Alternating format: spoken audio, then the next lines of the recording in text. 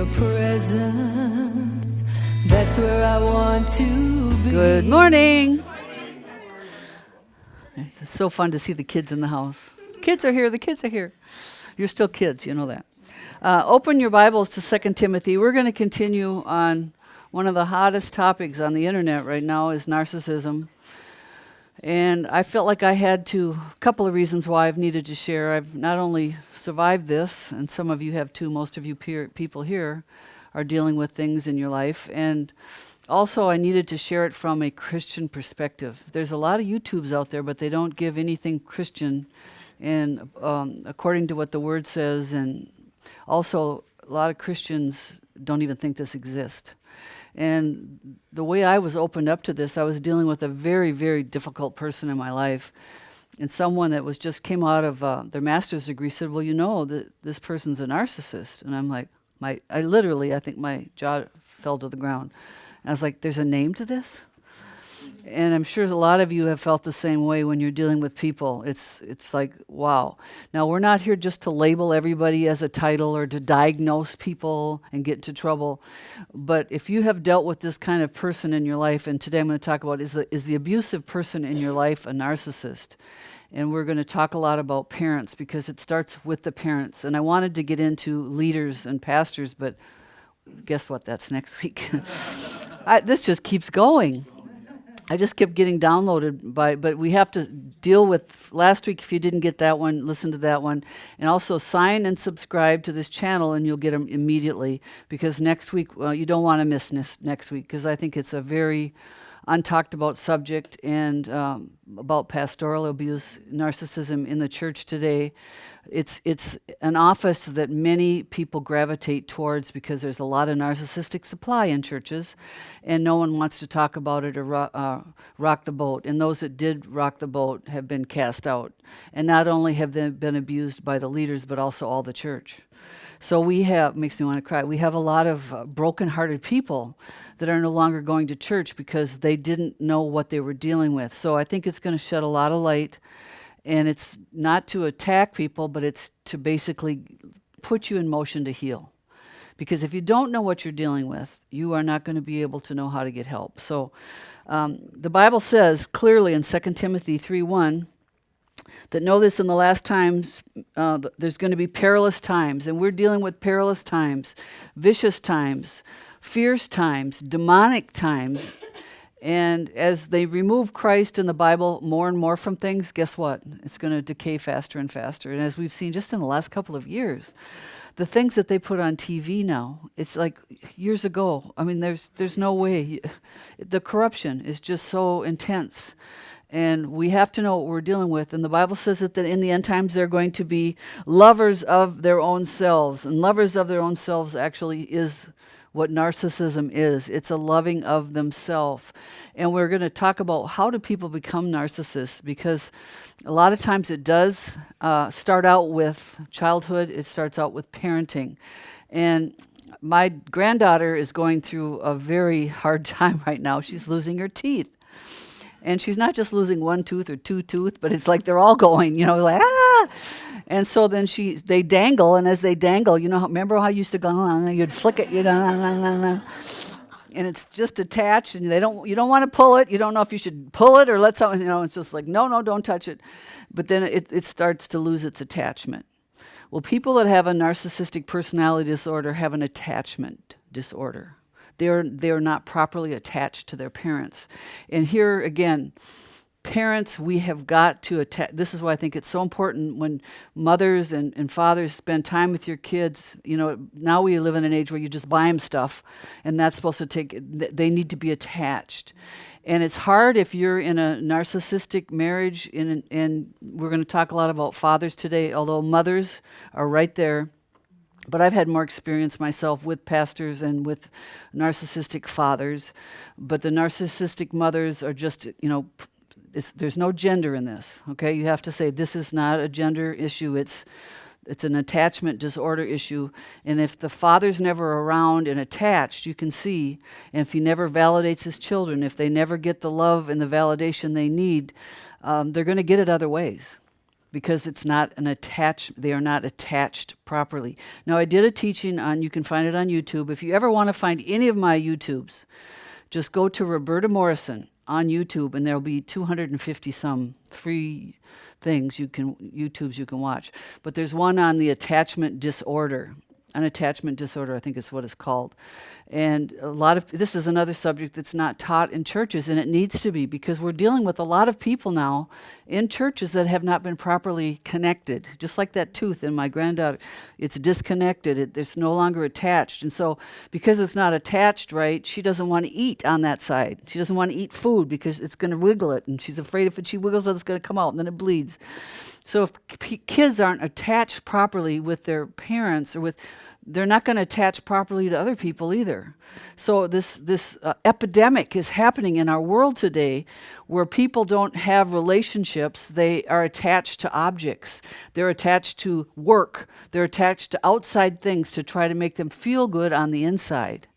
Where really, if you get that nurturing and caring and loving from a parent, and it's hard because if you have one narcissistic parent, unfortunately, the children are going to be messed up because they are not getting attached properly to those parents. So we need to know what we're dealing with, and as we know what we're dealing with, then we can step back and we can process it, and we can say, what do I do now? Because there's things we have to do. There's things we have to step up. Sometimes you have to back away. So, there's just a whole lot of things that we need to talk about today. So let's get started. But some of these and read the rest of this about in 2 Timothy 3, lovers of their own selves. If you can see through this, if you can see some of their red flags, and you can see how they operate, it takes away their power. And when you get in self-pity, which I've done, you get into self-pity and you feel sorry for them and you enable them, they have power over you. So we have to get our power back. And how do we do that? By getting knowledge. Just say, I need my power back. I've given all my power away because I felt, well, I understand why they're so messed up. They had this and that. You can only excuse a person so long for their behavior, and eventually they have to stand up and be responsible. Right? So feeling sorry for them and enabling and defending them doesn't help you, it doesn't help your children, it doesn't help anybody. So you got to stand up and see the facts. So many of you have been married to them, narcissists, dated them. Some of you have been parented by them. And unfortunately, because you've been parented and you've dated and you've lived with, you also are pastored by them. Because you're used to being abused, so what do? You gravitate towards abusers. And it's normal when they're yelling at you and telling you have to give this much or you're this or that, and all these rules they put down because of the way you were treated probably at home and family. Well, that's how Dad was, so it's normal to me. That is not normal behavior. So if you've had any experience with narcissists, you know the emotional abuse. And they are emotional abusers, and stop defending them. They are emotional abusers. And they cause confusion, they cause exhaustion, trying to please them. You know of the exhaustion of trying to keep the peace and trying to make them happy. And you'll find out if they're a true narcissist. Now, there are spectrums. There's quite a spectrum of narcissism. There's lower spectrums, they have mild, and then they go into the whole flung-out disease of narcissistic personality disorder. But you'll see that the stronger the traits are, the more abusive they are. And you need to know the higher the scale, the more you have to know they're not going to change. And the lower levels sometimes can get help, but they got to work on it. And the thing why is they don't ever think they need help. And this is why they don't get help. You don't see the narcissists in counseling much. You see all the ones, the victims that they've hurt. And sometimes they're dragged in, and they're always, my experience, when they're dragged in, what they do is they attack the counselor. Because they don't like people seeing them for what they are. So they don't like getting counsel. They put down the counselor. So it's a very abusive situation for the one that is the healthy, and I'm not even going to say they're healthy, because if you've been dealing with the narcissist long enough, hopefully maybe one of these weeks we'll talk about the other side of how you've got weak boundaries. You don't know how to stand up. You let people run over you. That's not healthy either. In the name of Christian love. That's not love. Being abused in the name of God is not love. And God doesn't want his people being abused. Right? That's why he says so much about abusive shepherds and leaders. And boy, I'm telling you, they have not a good fate. God's not happy when his people are abused. So if you've lived with one of them, or you have a narcissistic sibling, you know the eggshells. You know how when they come home, everything's you get an anxiety. A lot of people that are dealing with they do have an anxiety disorder because you're so trying to please them that you're on guard. You are always living on guard. Now, to put your body in that state all the time puts you in a state of anxiety. And if you've been raised, now my dad was not a narcissist, but my dad was an alcoholic and a violent abuser. And he was an emotional abuser. When he was not drinking, he was totally different. But he was drinking most of his life. And I went through a period of 7 years where I didn't talk to him because he was dating girls younger than me. I just didn't want to put myself through it. Now, thank God he got saved, but he wasn't a narcissist. But I didn't talk to him all those years. He mocked me because I was a preacher. He didn't want a daughter to be a preacher. And so I went through a lot. That causes stress. And sometimes we don't want to talk about the things we've been through, but we have to help other people know you're not alone. Everybody goes through trauma and stress, and dealing with abusive people is not easy. It's not easy on anybody. So there's this eggshell. You don't want to set them off. You don't want to get them angry. But then as a result, sometimes you end up not standing up for yourself. You become very passive. You end up underneath their control, underneath their manipulation, afraid, a lot of fear, because when you stand up to them, you know if it's a true narcissist, if you stand up to a true narcissist, you're going to get their rage. They do not like to be confronted. So there's a whole abuse of the rage. I'd rather not deal with that. I'm just going to back off. But then what happens? You allow yourself to be defined by them. You don't even know you're doing it, but because they're always putting you in a state of low self-esteem, putting you down, you end up starting to have bad feelings about yourself. And this is the other side of it. When you're dealing with the narcissist personality, sometimes the people that have been dealing with them, they feel invisible because the narcissist likes all the limelight and all the attention. The people that deal with them end up so low level, they don't even want their needs to be known. They feel invisible. They don't know how to present their needs. Now, when you, because you're not going to get your needs met if you're living with a true narcissist as a father. And as a result, as the children become abused because they don't know how to be able to say, I need this. This is what they're afraid to ask for anything they need. They know they have to validate that sick mother or sick father. And so as a result, they don't know how to have feelings. So they stuff them and they deny them. And how many know when you stuff and deny your feelings, you get sick, right? We're talking about eggshells. You know the fear of their anger, being ignored. When you're involved with an abusive person, a narcissist, being ignored and the silent treatment is abuse. Now, there's a time when you get mad at someone, you don't want to talk for a while. I mean, that is kind of normal. It's probably wise. You don't want to say stuff you don't want to say. But with an abusive type person, they use it to control you. You better not do that to me, or next time I'm not going to talk to you for 3 weeks. And trust me, I know people that do this. That's just not normal. You know, give people some forgiveness. But you know how it is being ignored by them, but not only ignored by them. If you've had a pastoral narcissist, you're not only ignored by them, but because they have all these people that they've. This is one thing narcissists I've learned, that they don't come to you and tell you a lot of things to your face. They spread stuff behind your back, and you have no idea why all of a sudden people don't like you anymore, or why they've heard things. And so they put these little seeds because they have to look good. So if you're in a relationship with them and it's not going well, guess whose fault it is? It's your fault. So now all of a sudden you're starting to see you're not only being rejected and ignored by this leader, but by also all the people underneath that leader. So people, when you leave churches, now you've got to deal with all this narcissistic church abuse. So you're not just, it's a huge issue because So a lot of these churches, and I'm not saying all churches, there's still good preachers out there, and like I said last week, support them, encourage them. If you have somebody speaking truth, it's rare these days. But the ones we're talking about here are the ones that are abusers, okay? So just to make sure that you know that if you're underneath an abuser, how you'll know if you leave their churches, they abuse you. They don't want people talking to you. Do you know if people leave different churches, you should be friends? I mean, like I've shared, just because you go, that doesn't mean, but these churches, you are not allowed to have anything to do with these people because they're so controlling and manipulative, they don't want you to hear sometimes the truth about what they really did. So behind your back is going to be all sorts of gossip. And it goes with the territory. It's called the smear campaign in the worldly terms. But you're going to be ignored by these churches and friends, colleagues, fans, and followers. Also, if you're involved with these people, you're going to know the hero worship.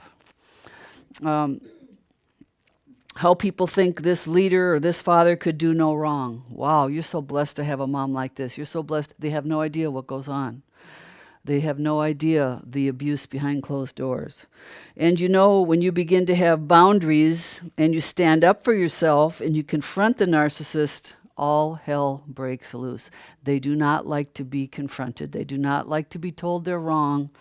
They have a very fragile ego and they can't handle a lot of truth. It's their choice.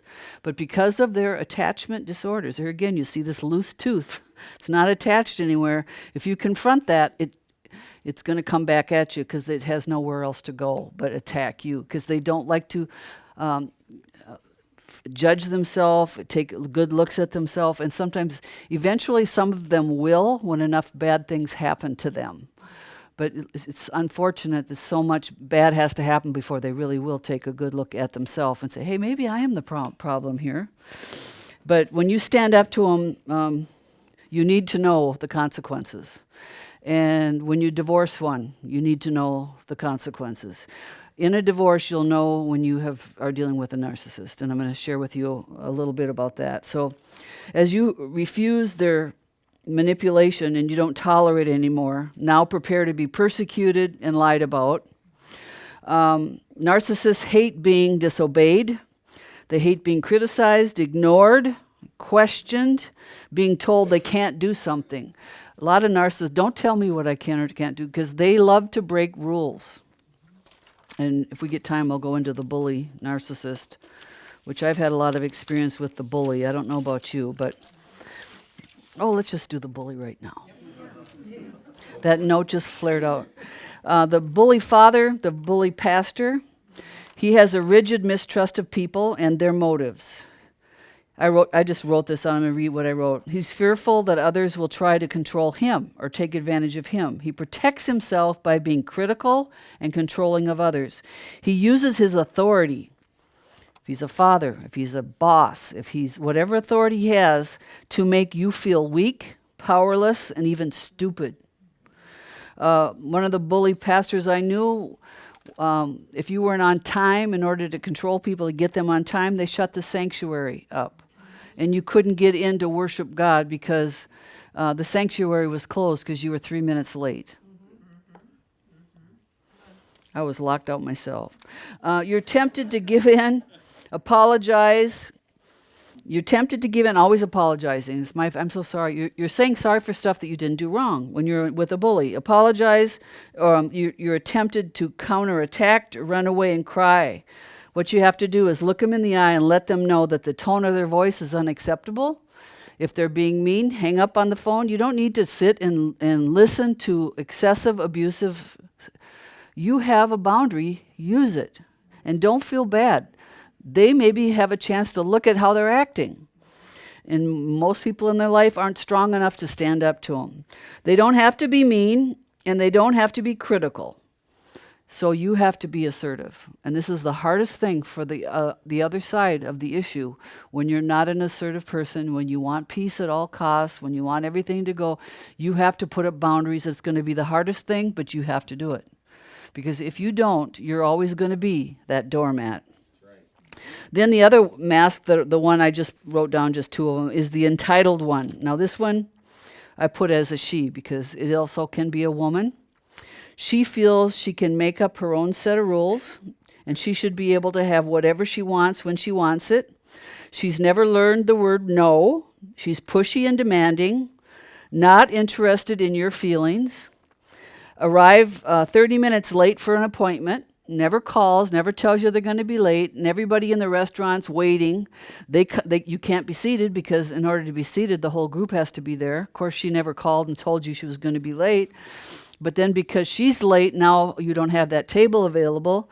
And so what does she do? She doesn't apologize, and she doesn't say, I'm sorry I was late. What does she do? She stands up and she goes, well, how dare you don't have it? She becomes rude. She becomes obnoxious in front of the whole group, and it makes the whole group what? Now they're angry she's late. Now they're embarrassed because she acts so weird, you know? This is the entitled one. They're entitled for the table. They're entitled to be late. They're entitled. I've known a few women like this. What do you do in the face of an enabler or an entitled person? Don't cower and don't make excuses for her. We love to give, as Christians, we love to forgive and enable and just say, well, it's just the way they are. No, sometimes you have to confront them. You have to let her know you're not off the hook this time. We've been waiting 30 minutes for you.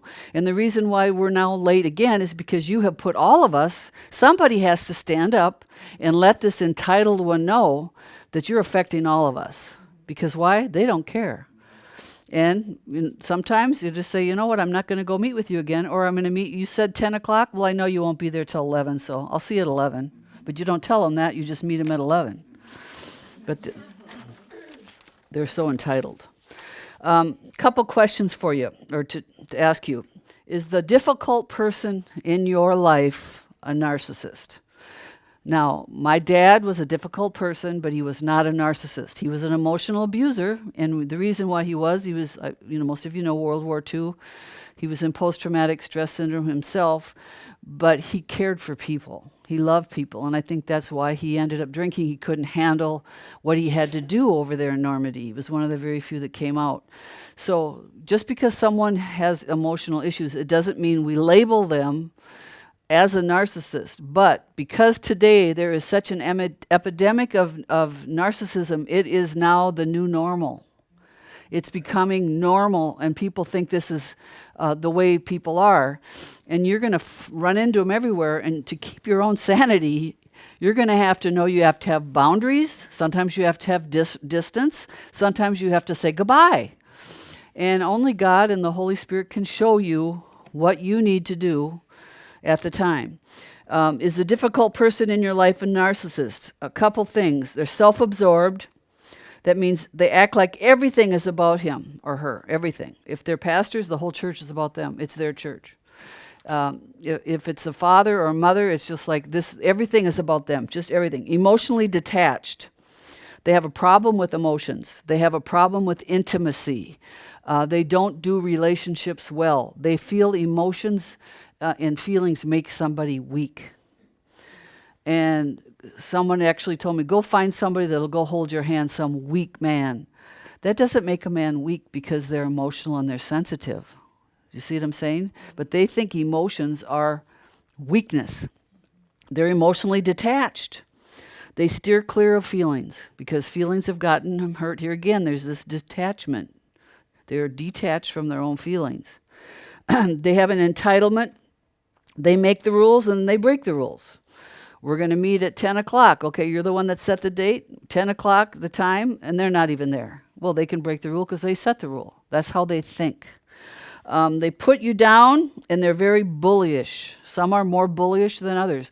And this is the other thing about narcissists. There's such a scale and different kinds. There's chameleon ones, there's covert, there's overt. So you have to know their root core is the same, but they act different. Like the covert is very shy, insecure. The overt is more, has to be in the limelight, has to be seen. So they're going to act different. But the one is really bullish. Demands whatever they want, and they expect you to give it to them. Normal people don't demand. We ask, and we're thankful if you give it. They demand, and why didn't you get it sooner? And thank you, it's finally here. Perfectionistic. They have rigid, high standards, and things must always be done their way. Snobbish. believes they're superior to you, and others get bored. Oh yeah, they believe they are superior to you. There's always going to be, you're always feeling you're looking up. There's always a way of you're less than, you're less than, you're less than. Another thing about many narcissists, they get bored very easily. Next. So they got to have another project. They got to have another something. It's because there's a real boredom element in their life.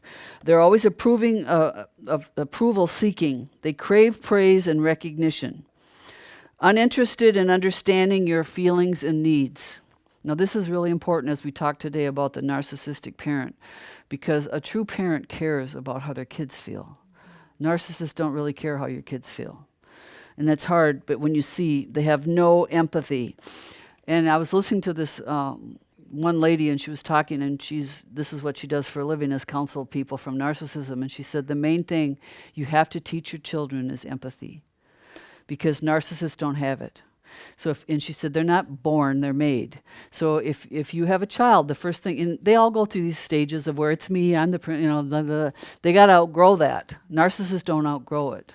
They stay at that stage, that stuck place in development where everything is about them and they don't care about you. So as a mother or a father, you got to teach your child about sharing. How is this person going to feel if you do that? Always try to teach and stress empathy, because that way it gets them off of themselves and just thinking about themselves. Put yourself in your friend's shoes. How do they feel? How will they react? So teaching empathy is major as we go into parenting and grandparenting. True narcissists have trust issues with everybody. Because of the detachment disorder they have, they don't trust. They didn't trust their father or their mother. There's something at home that taught them, don't trust in people, they're going to let you down. Then they have addictive and compulsive. Many of them do. They're addictive. Usually it's not one they're not addicted to one thing, but sometimes it's three. Addicted to spending, addicted to gambling, drinking, alcohol. But in Christianity, it's different addictions, but they're addicted. Something's always trying to medicate them. They're Mr. and Mrs. Know-It-All. They do no wrong. If you call them on the carpet and you get an apology, it's going to be a fake apology. They don't like to apologize. They have a low tolerance, and a very shallow fake apology is coming your way if you get one. They have a very little capacity for listening, caring, and understanding. Listening, caring, and understanding. So if you're in a relationship with them, they don't really care about what kind of day you had. You might say, how was your day? They aren't going to ask you what kind of day you had. So if you're going to stay with one, you have to lower your expectations. Guess what? They're not going to care. So can you handle that? That is abusive, because in a normal relationship, it's a give and a take. You have talks, you have intimacy, you can share. With these people, they don't care, they don't listen. You better listen to what, and sometimes they won't even share with you what kind of day they had if you're not that important. So you don't get a whole lot of information.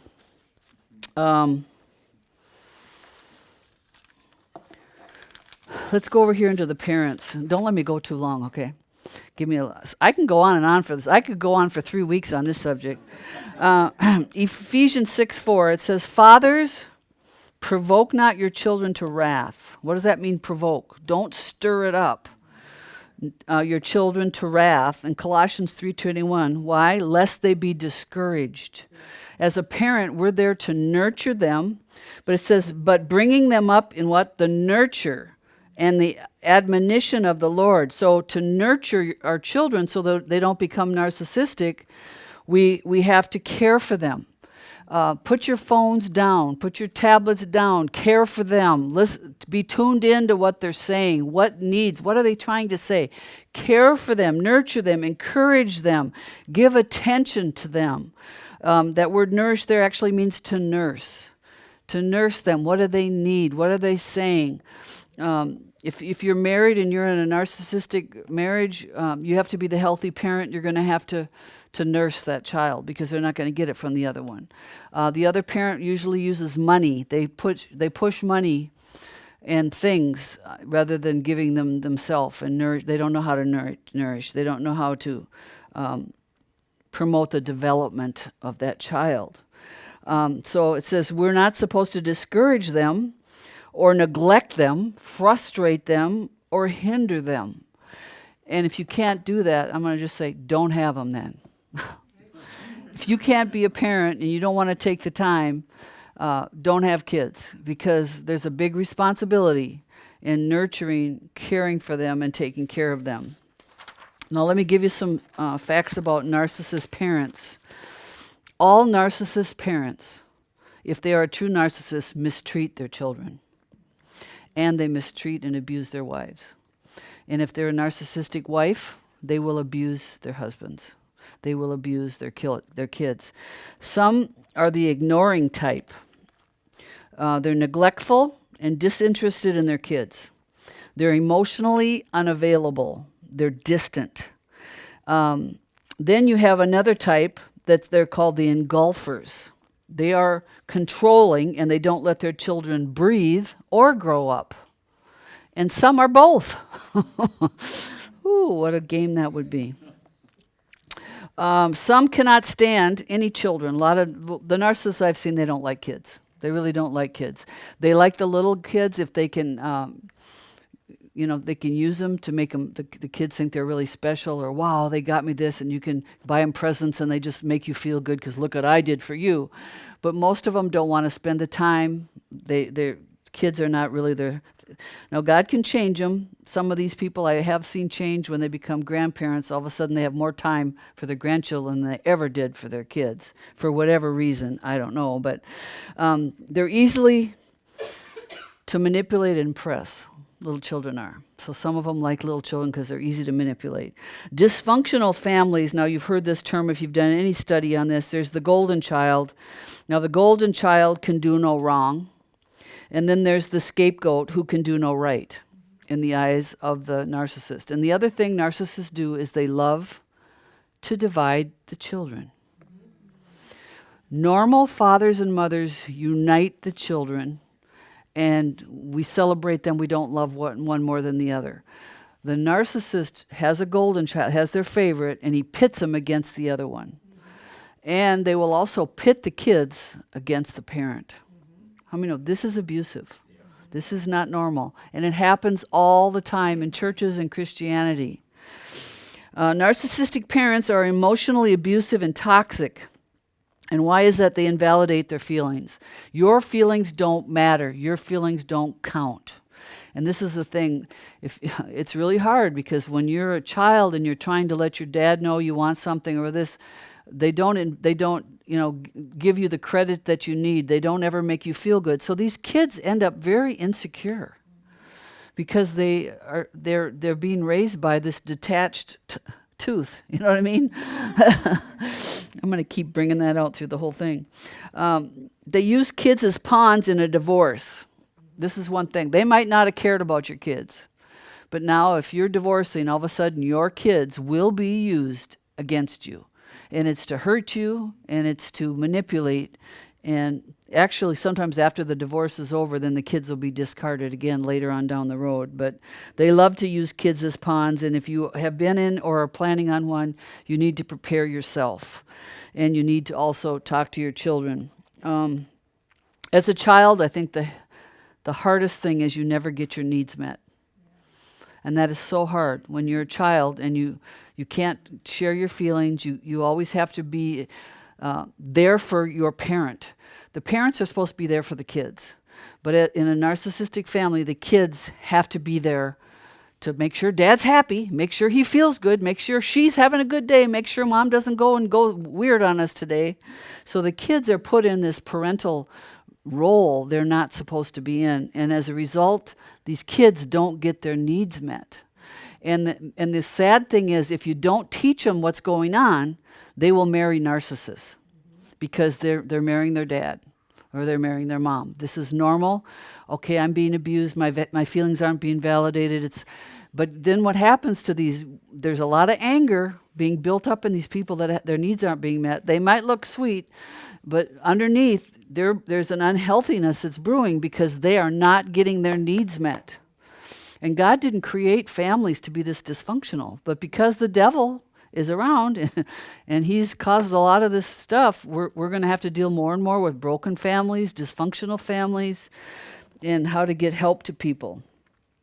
The biggest issue, if parents are narcissists, you have to know how to value yourself. You're not going to get it from them. Stop looking for that person to validate you. Stop looking for that parent. Stop looking for that brother. Stop looking for that child. If they're taking on the narcissistic tendency, they're not going to validate you. They're going to probably make fun of you.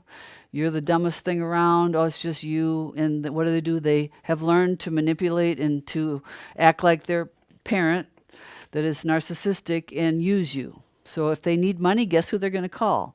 If they need something, guess who they're going to call?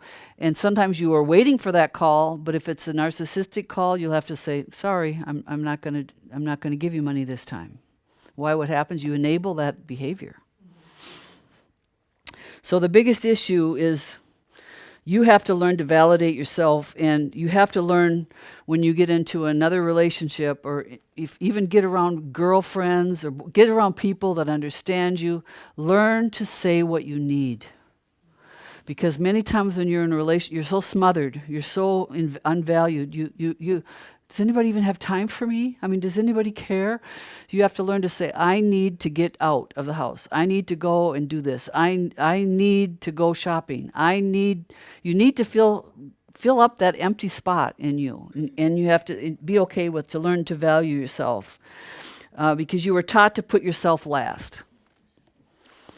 And kids in narcissistic family, you're taught to put yourself last. So you start thinking, I don't know if my dad was very abusive, but all of us kids were invisible. We learned when he came home, you don't say anything. If he's happy today, some of you understand what I'm talking about. You learn to put your needs last.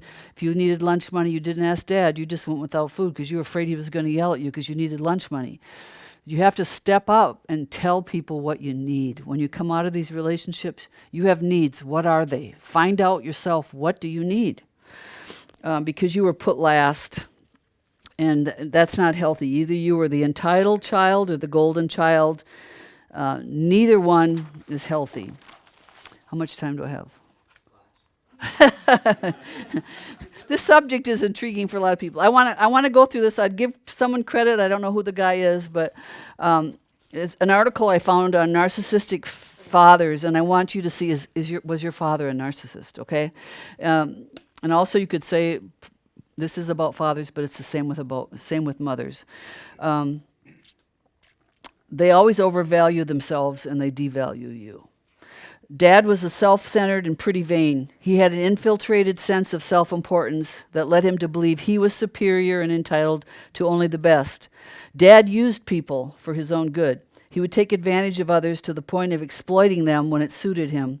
Everybody seemed to cater to him. Dad was charismatic. He loved being in the spotlight and the positive reinforcement that came from being the center of attention. No one had an imagination like Dad. Grandiosity is alluring, and so were his fantasies of success, prestige, and brilliance. He would often exaggerate his achievements, and his ambitions and goals bordered on unrealistic. Dad didn't take criticism well. Nothing stung him like criticism. He oft cut those people that criticized right out of his life, or he tried to hurt them. Dad's rage was very scary. Some people got mad and yelled a lot. Dad would hurt you with his anger. It cut to the core. Dad could be aloof and unsympathetic. Narcissists often have a hard time experiencing empathy. They often disregard and invalidate how others feel. Or, of course, he was exquisitely sensitive to what he felt, but not for what other people felt. Dad wasn't around a lot.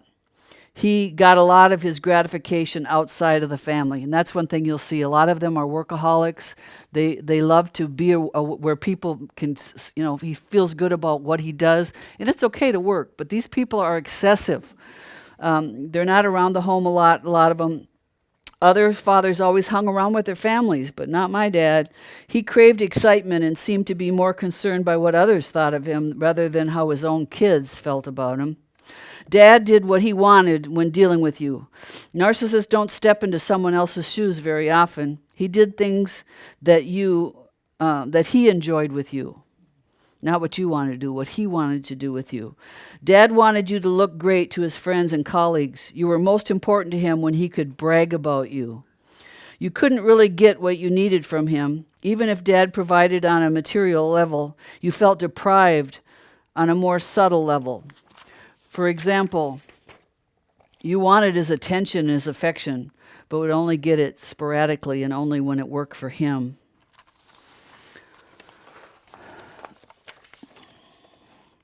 Another characteristic typical of narcissists is a disregard of personal boundaries. Narcissists don't always acknowledge the need for boundaries, which is coupled with their failure to realize that others do not exist merely to meet their needs. A narcissist will often treat others, especially those that are close to him, his family, his wife, as if they're there only to fulfill his needs and his expectations. How can a narcissist father hurt his son or daughter? Narcissistic parents often damage their children. For example, they may disregard boundaries, manipulate their children by withholding affection until they perform, and neglect to meet their children's needs because their needs come first. Because image is so important to narcissists, they may demand perfection from their children. A daughter needs her dad's adoration. It validates her and keeps her internalize her specialness.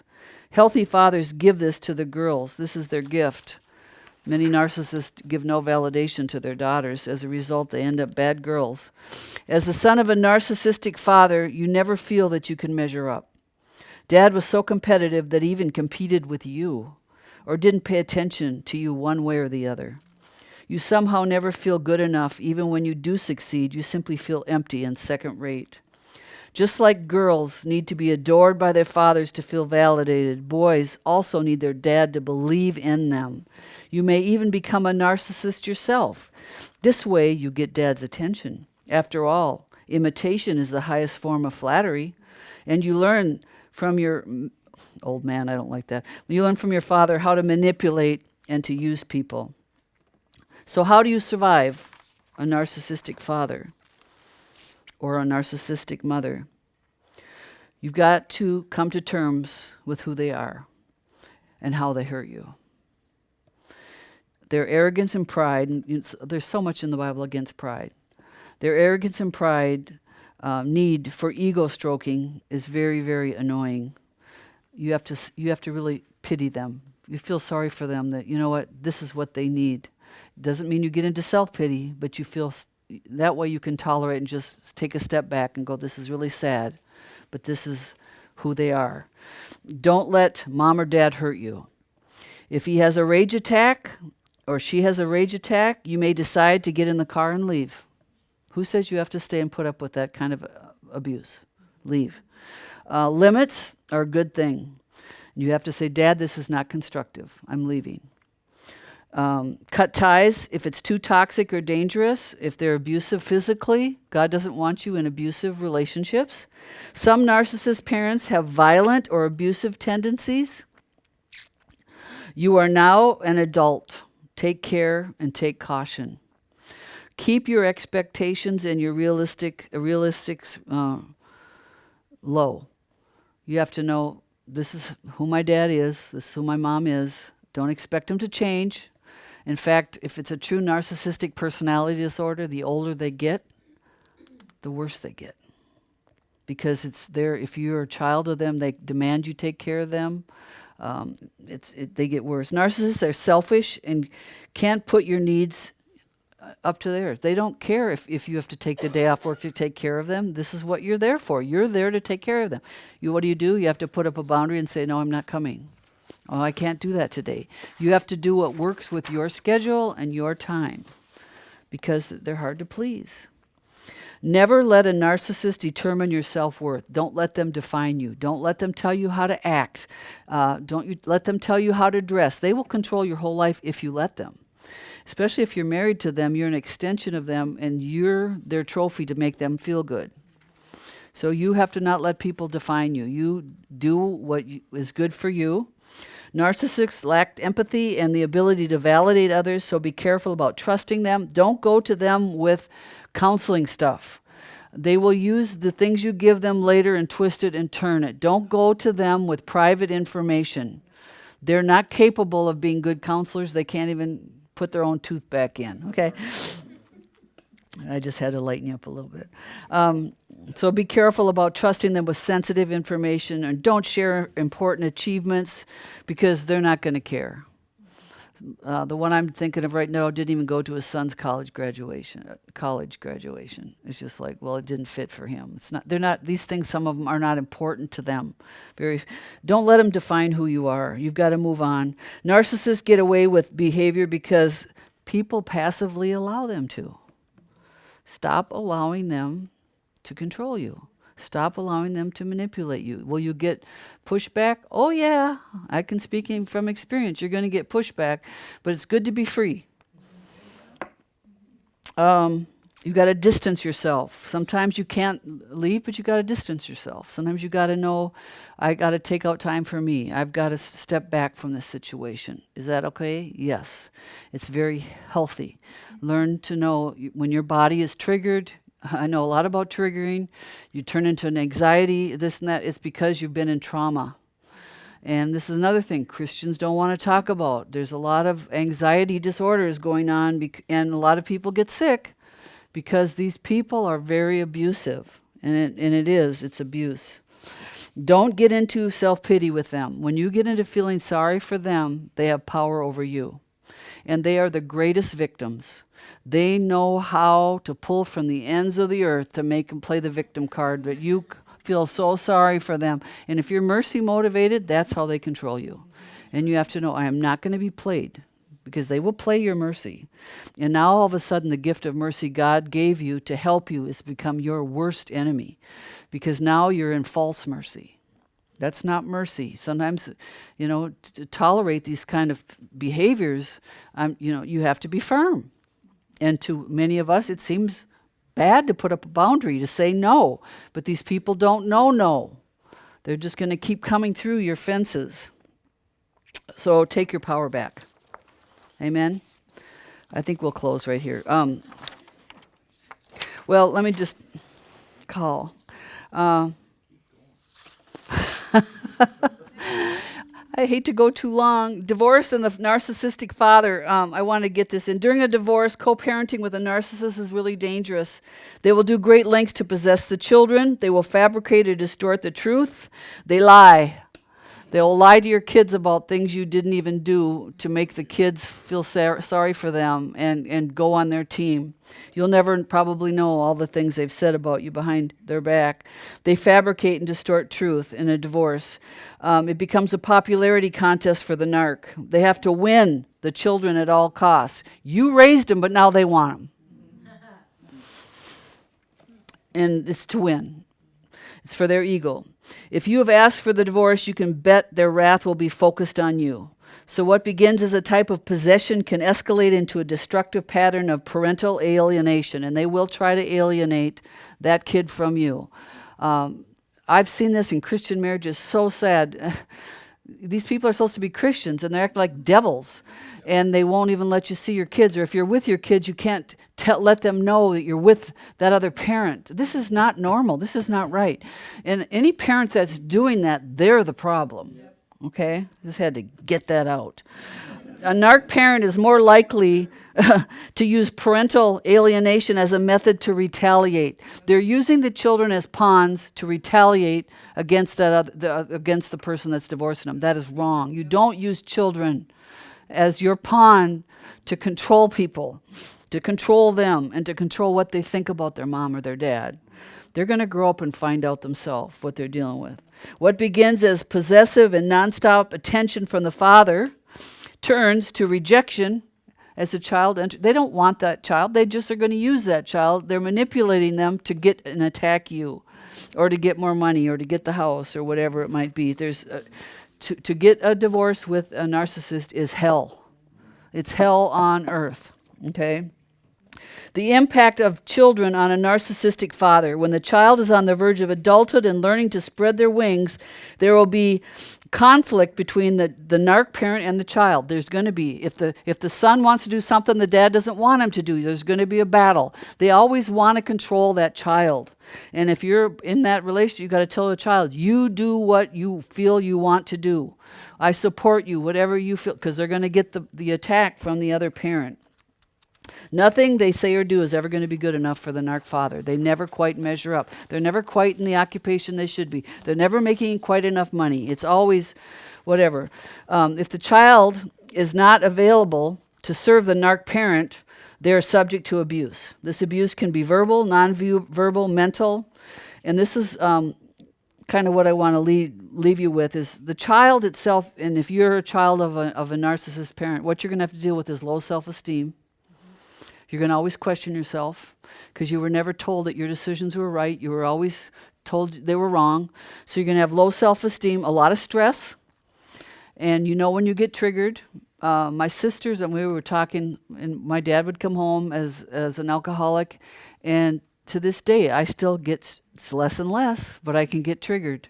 And when I get triggered, my whole body, adrenaline goes through, and it's hard for me to sleep. It's hard for me to calm down. And I didn't realize then you go from a narcissistic father to sometimes a narcissistic husband, narcissistic boss, and then narcissistic friends. But when you get woke up, you know what you say, bye, see ya, or you are not going to control me any longer. You stand up and you start seeing the sickness for what it is. But if nobody teaches on it, nobody knows what they're dealing with. So you have this stress, then you have self-doubt, and then you lack confidence. You don't want to do things. You don't want to see people. You're fighting this insecurity. What's wrong with me? Everything's wrong with me. Get healthy, have friends. Don't stop living. It does get better. If you choose to stay in these relationships, again, you have to know, set the bar down on some of these. Just say, I'm going to have a lot of friends around that help me meet my needs. I'm going to learn to not put up with abuse. I'm going to, some people can't leave for many different reasons. So we aren't here to judge people what they do or don't. And this is the thing. The church has been horrible when people have to leave narcissistic pastors or fathers or whatever because they put them all in a lump and just write you off. You have no idea what people are going through. You have no right to judge. I don't even know if you'd last a minute with those kind of people. And many of them have lived 16, 10, 20 years with these kind of people. And they get to a point where they physically and mentally and emotionally can't handle it anymore. And they have to leave. And then what do? They get the rejection from the church. Yeah. Because and they don't have any idea about there's such a great guy or such a great woman. I can't believe you left her. Well, you have no idea what a witch she was. You have no idea. You're uneducated. You're ignorant. I could go on and on and on. And then what you're always going to hear in a narcissistic divorce is how the narc is the victim. Yeah. Of course, it's all your fault. And I'll close here. It's just all your fault. And you have to know when you're counseling or talking to these kind of people, you have to know there is another side to the story. And the Bible says we're supposed to be wise and listen to all sides of the story, right? Let's pray. Father, I just pray that people would get help today, that they would know what they're dealing with. It's definitely affecting their mental health and their children's health. And Father, with you, we can do all things. And I just thank you, Father, for giving everybody what they need in their journey. Some need more friends. Some people need to distance. Some to put up boundaries. Some people just need to hear from you. So Father, we thank you wherever this YouTube goes. We just pray for healing, support, that some of these people would get up and they'd stop being that doormat that they've always been and realize, I'm not the problem. But now you have other problems you got to deal with because you've not dealt with the problem. So Father, just give everybody wisdom. And everyone says, amen.